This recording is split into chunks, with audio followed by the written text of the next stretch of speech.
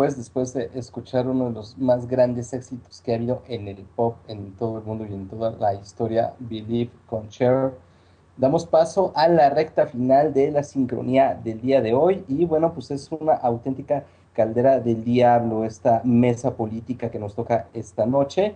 Se nos une nada menos que nuestro experto en economía, César.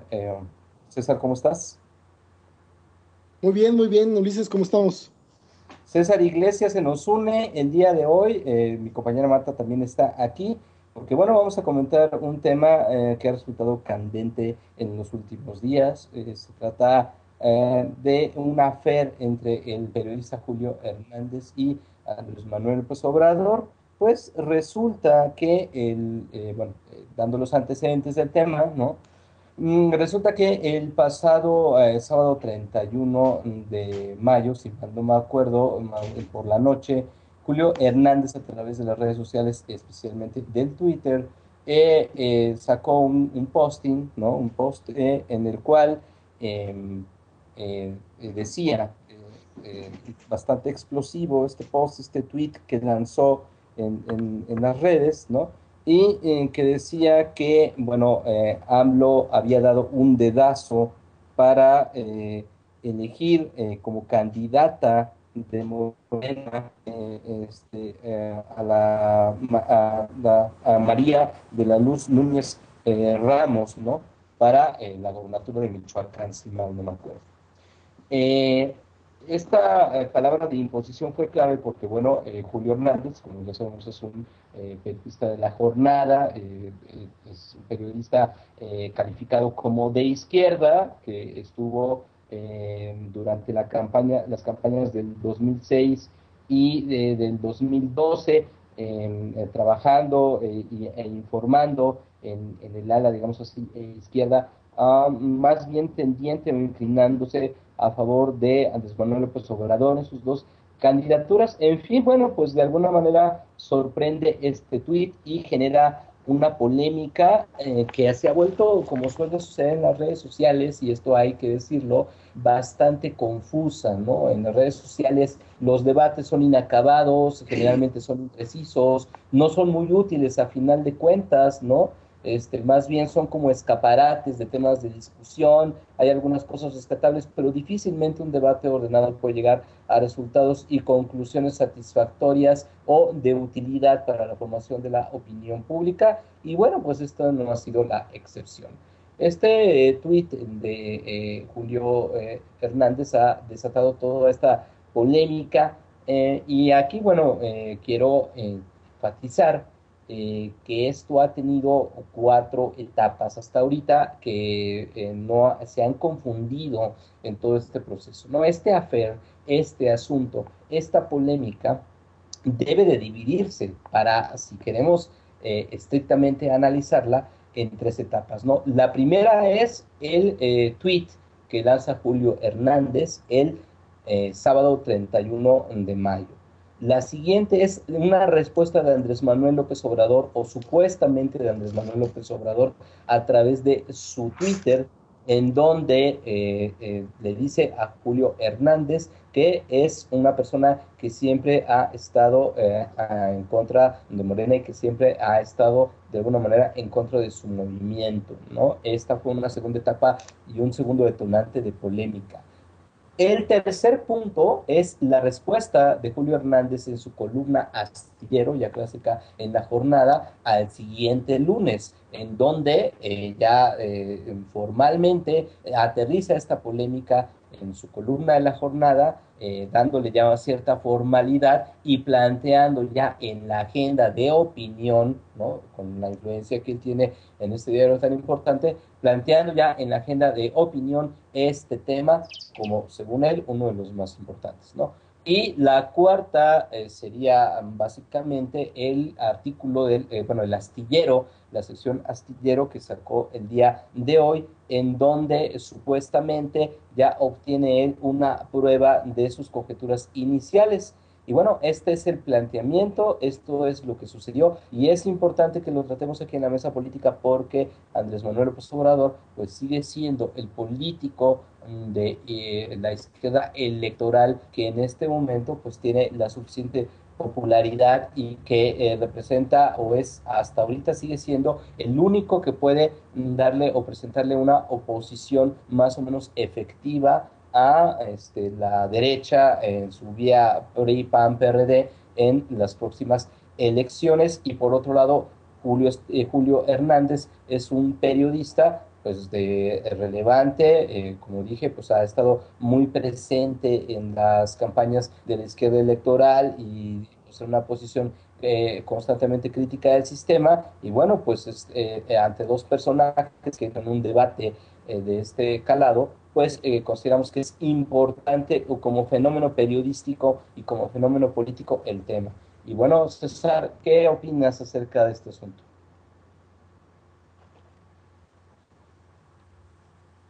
Bueno, Ulises, siguiendo tu división, Ulises, pues veo que periodizas a partir de los, digamos, el primer tuit de Julio Hernández, luego el tuit de AMLO y después la columna Astillero.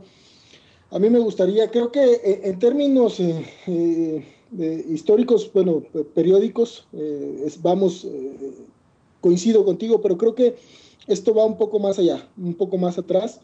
Me gustaría entrarle a la discusión de lo que representa o lo que, a mi parecer, Julio Hernández está poniendo el dedo en la llaga, que tiene que ver con la relación entre movimiento social y partido político.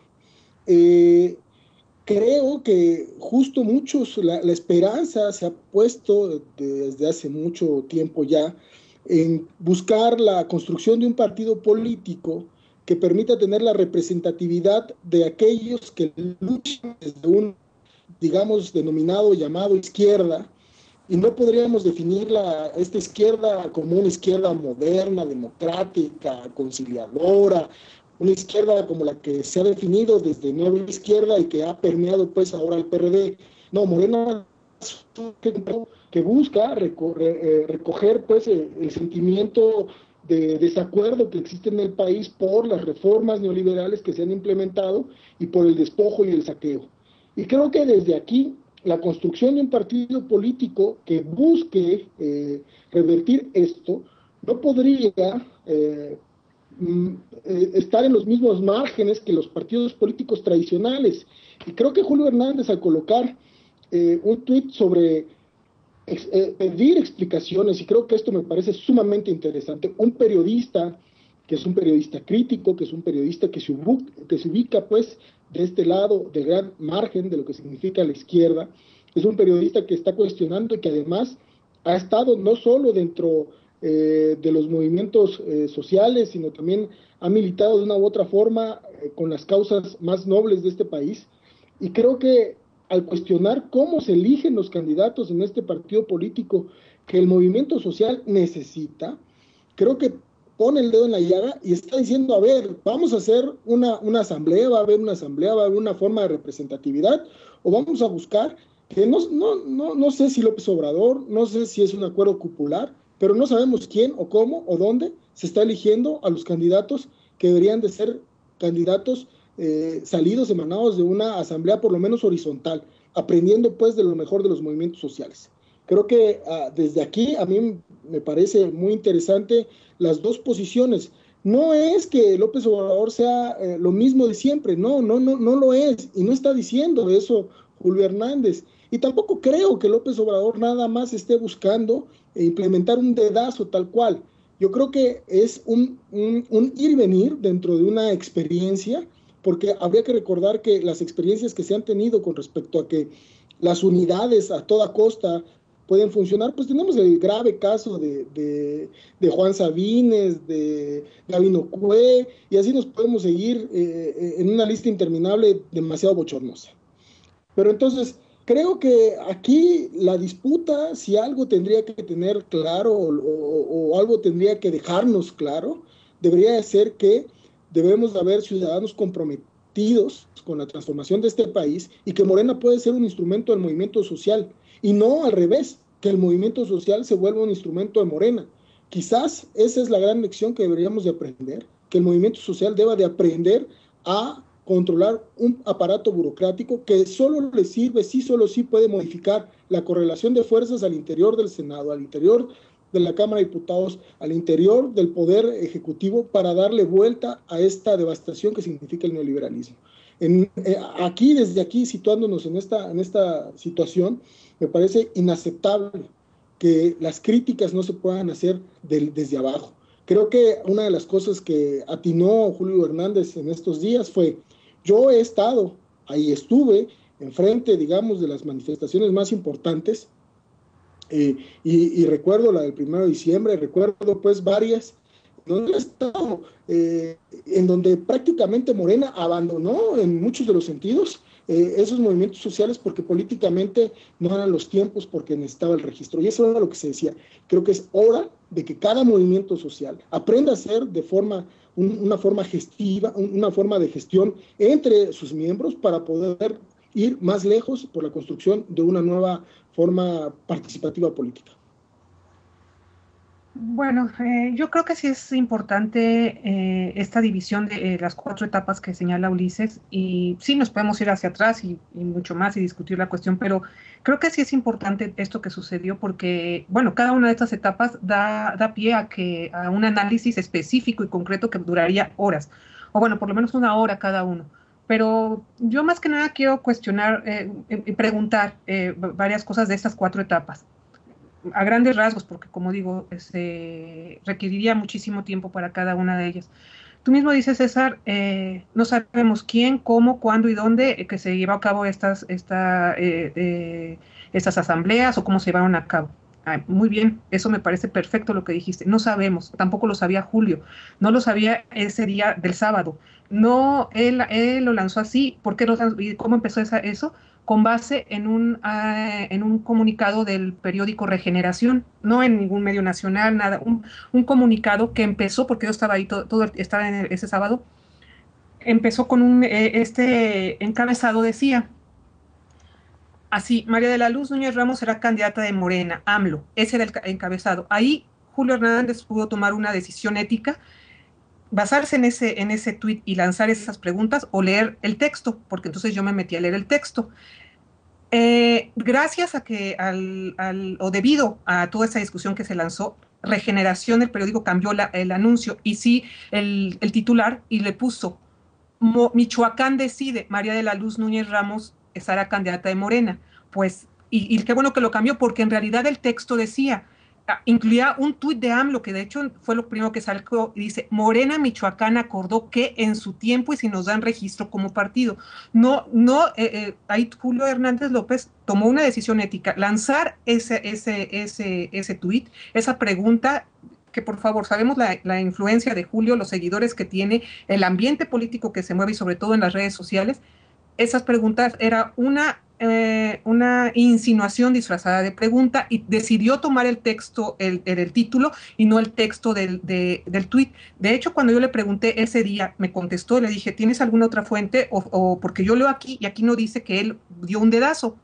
Dijo: no, bueno, pues ya pregunté a otros y todo, y sí preguntó, pero había muchísima gente que le daba preguntó si había alguien de Michoacán.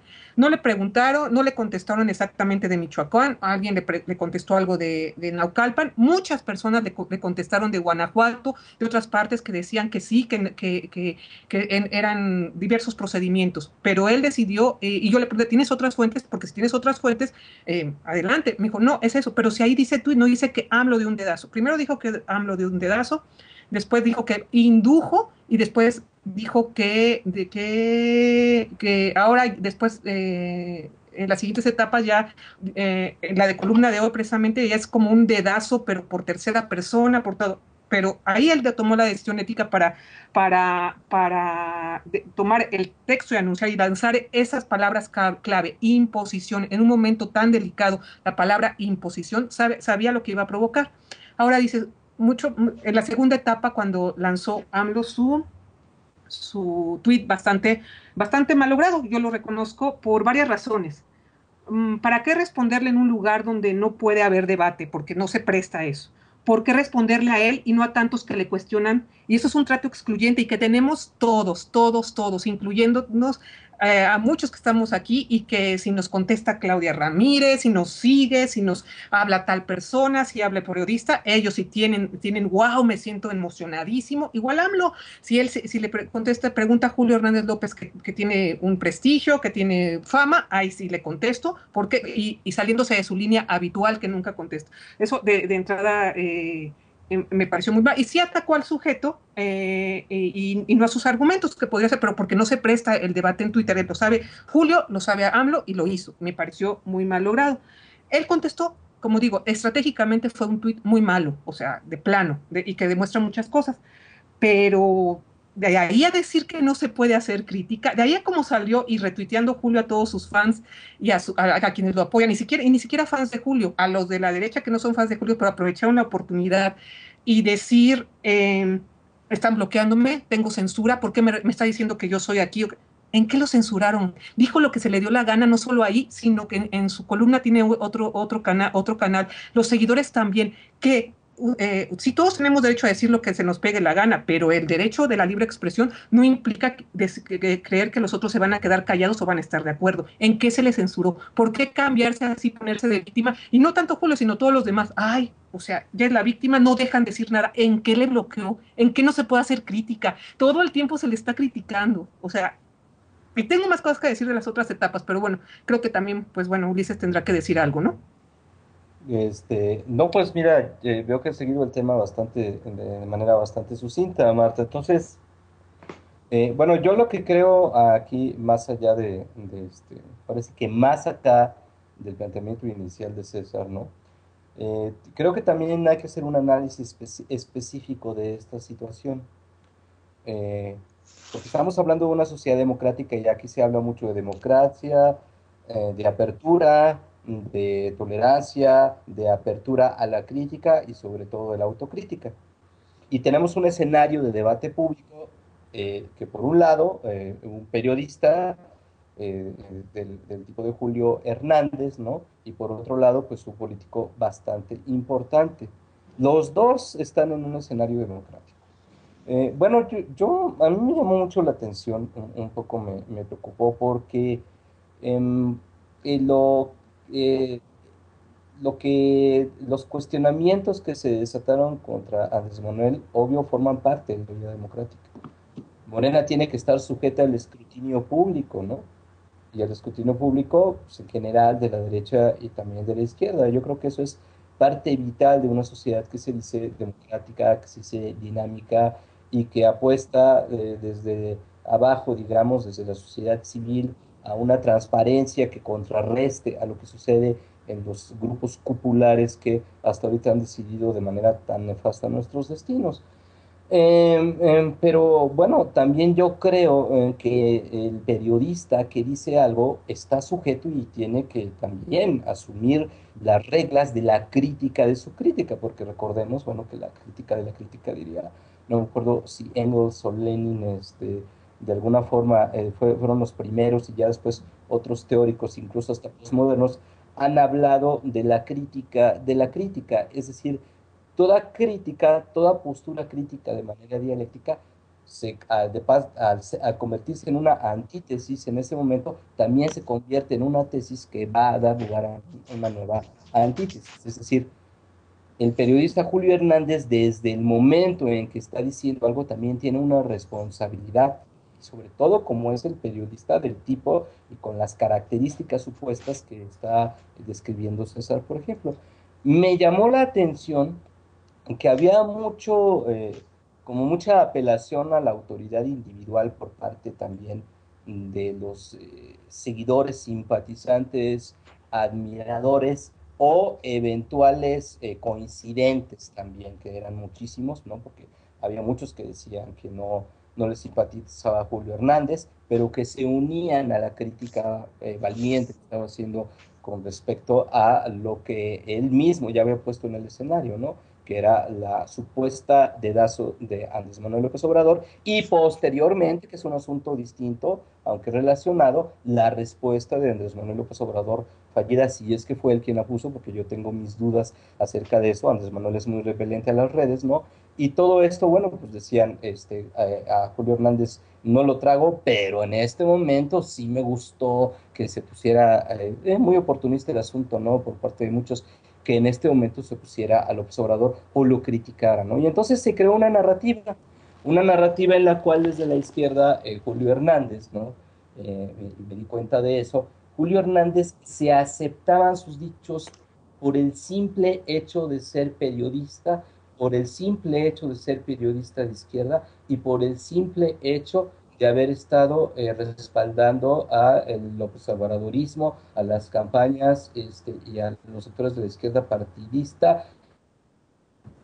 Y esto lo constituye como, o construye un personaje el cual se vuelve auténticamente incuestionable, porque lo dice él y porque él es en este momento el periodista con todo lo que ello implica y el otro es el político. Entonces cualquier crítica de Julio viene a ser una reacción visceral por parte de simpatizantes, por parte de integrantes, de afiliados o de pertenecientes a Morena o simpatizantes duros de AMLO, ¿sí? Por una molestia ante la crítica de Julio, y esto se me hace bastante falaz. Creo que es un fenómeno muy desafortunado porque hay, por lo menos, dijo Marta, ¿no? Y lo cual me sorprende mucho, hay algo inicial en el comportamiento periodístico de Julio Hernández, y esto es muy importante, César y Marta, porque estamos hablando de otro personaje importante que es un periodista de izquierda, y estamos hablando del juego democrático, y estamos hablando de cómo de alguna manera nosotros, ¿no? Debemos, las dos partes en este caso, de estar abiertas a la autocrítica. ¿En qué momento o qué pasó por la mente de Julio Hernández? A lo mejor no vio, ¿no? Lo cual, pues, para su ojo periodístico debe de ser, pues, una cosa indispensable, ¿no? El ojo periodístico, con la experiencia y el callo que tiene él, pues, tiene que estar acostumbrado y entrenado para observar la mayor parte, o para tener para abarcar el texto que se va a ver a volver el motivo de su denuncia o de la exposición pública de algo que está sucediendo. Y bueno, al principio, esto me llama la atención, dice Marta, tenía el encabezado, ¿no? En donde decía que AMLO lo anunciaba, y abajo el tuit de AMLO en donde AMLO, ¿no? Decía que se había decidido Moreno. Era crucial, pero en ese momento Julio Hernández decide, ¿no? No sé en qué habrá consistido la decisión, pero decide poner el post más explosivo, el texto que de alguna forma iba a generar un cuestionamiento y un revuelo, y lo saca de contexto sin poner la información que está abajo, sabiendo de alguna manera, porque yo también lo creo, el impacto que esto iba a provocar, porque no se cuesta el primer hervor, es un experto en comunicación, independientemente de su pasado, que aquí no tiene que ver.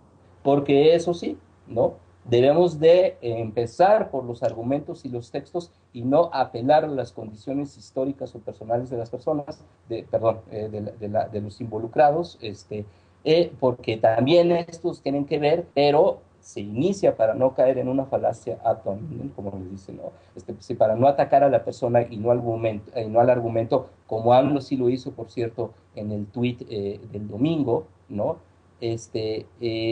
Hay que hablar del texto y hay que hablar de las dudas que surgen, ¿no? Surgieron dudas acerca de López Obrador, ¿no? Acerca de su manera y sus procedimientos para poder encauzar a aquellos que van a detentar las candidaturas a nivel municipal, a nivel estatal, ¿no? Pero también, pues, hay que ser parejos, ¿no? Y surgen muchas dudas acerca del procedimiento de Julio Hernández de inicio con esta decisión que tomó. Eso por hablar de la primera etapa del proceso, ¿no? Entonces, creo que aquí sí se da un cuestionamiento, ¿no? Es importante todo lo que dice César, pero en este caso concreto, creo que el decir que AMLO impuso o dio un dedazo fue demasiado apresurado en ese momento, para una persona de la responsabilidad que tiene Julio Hernández como líder de opinión, y creo que ese procedimiento pone y enturbia ya la totalidad o la posterior crítica, ¿no? Por hablar solamente del primer, de la primera etapa, es decir, del inicio del debate el sábado, César. Mira, Ulises, con lo que estás diciendo, me parece muy interesante cómo lo planteas. Y mira, yo quisiera poner sobre la mesa lo que está pasando.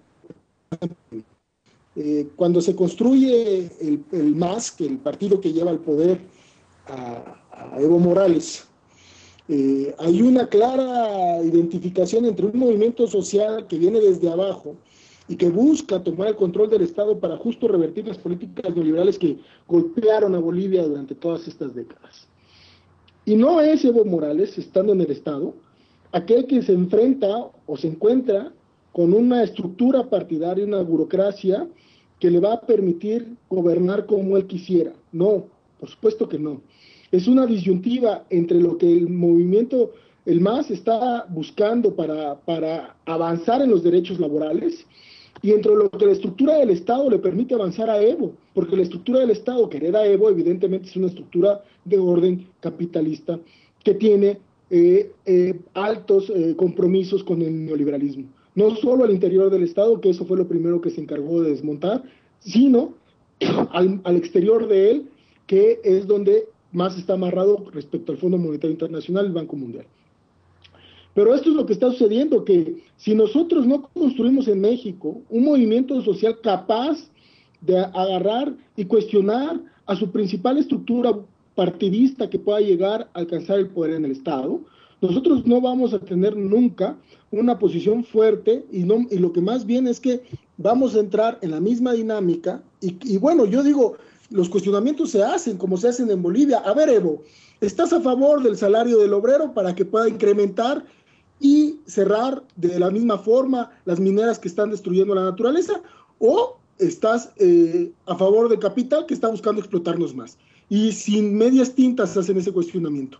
Las medias tintas aquí tampoco van a funcionar, o es dedazo que se está generando a partir de generar acuerdos cupulares, o son asambleas representativas del movimiento social que están o que van a llevar a personajes que están siendo representados por él.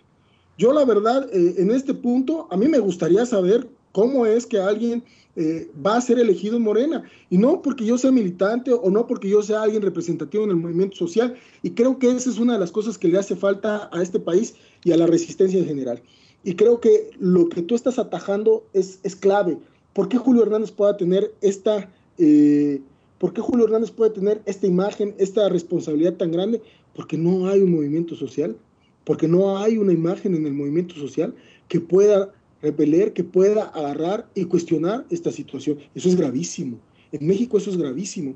Me parece que López Obrador está en el papel de unificar lo más que se pueda, y eso es un papel interesante, muy bueno, porque López Obrador no solo tiene que ver abajo, tiene que ver en todos lados, y evidentemente esa situación lo va a llevar a generar compromisos que deberían de estar atados a lo que el movimiento social necesite y vaya dirigido. Creo que es una dinámica en donde vamos a tener muchas confrontaciones de este tipo, muchas confrontaciones de este tipo, y me parece que empiecen desde ahora, porque este fuego amigo, digamos, más bien es un inicio de una necesidad, de que debe de haber un cuestionamiento directo a esa estructura llamada Morena, y que debe también haber una responsabilidad de que una vez que se critica, tiene que haber una responsabilidad también por construirla, y no solo como estructura partidista, que a lo mejor muchos no le van a entrar a eso, pero sí como un movimiento social fuerte de resistencia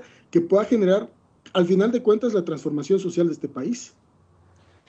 Así es, César. Bueno, mira, desgraciadamente se nos acabó el tiempo y bueno, ya nuestros compañeros de Red Generación, nuestro productor y nuestro continuista Noemí León, nuestro productor Carlos Garza, nos está diciendo que se acabó la feria el día de hoy y que van a levantar el bar. Muchos temas y muchas controversias que se pueden generar acerca de lo que tú dijiste, sobre todo eso de las medias tintas, que para mí es bastante cuestionable, pero bueno, desgraciadamente el día de hoy se nos acabó el tiempo con este tema calientito. Muchas gracias, César, por haber estado con nosotros y continuaremos este debate en algún otro espacio, espero que pronto. Muchas gracias, Marta, por haber estado con nosotros también. Muchas gracias al equipo de Generación por habernos dado otra vez la oportunidad de estar aquí en Sincronía. Y muchas gracias sobre todo a usted que nos escucha y esperemos que esto lo haya ayudado a reflexionar, a pensar y le haya dado líneas de reflexión. Marta, buenas noches. Ulises, pues bueno, nada más para cerrar un poquito el tema, pues agradezco también esta situación, esta invitación. Creo que a mí me parece que es muy acertado de parte de Sincronía, de esta mesa, avanzar en un tema tan indispensable como lo es esta situación, esta disputa. Creo que algo que será una cosa de primera línea es que justo estos mecanismos que tienen que ver con la participación de la sociedad en medios de comunicación alternativa, para poder dar esta batalla de ideas, porque evidentemente si esas voces críticas, tanto la voz que representa a López Obrador como la voz que representa a Julio Hernández, pueden también tener ciertos contrapesos en estas voces que hay en estas mesas, la idea, tu idea, la idea de Marta, la idea de todos los que estamos aquí en Sincronía, son ideas que tienen que ser reflejadas, que tienen que ser escuchadas y que evidentemente van a nutrir mucho esta parte de la construcción de un nuevo tipo de sociedad. Pues bueno, pues muchas gracias por habernos escuchado y nos vemos en la próxima Sincronía.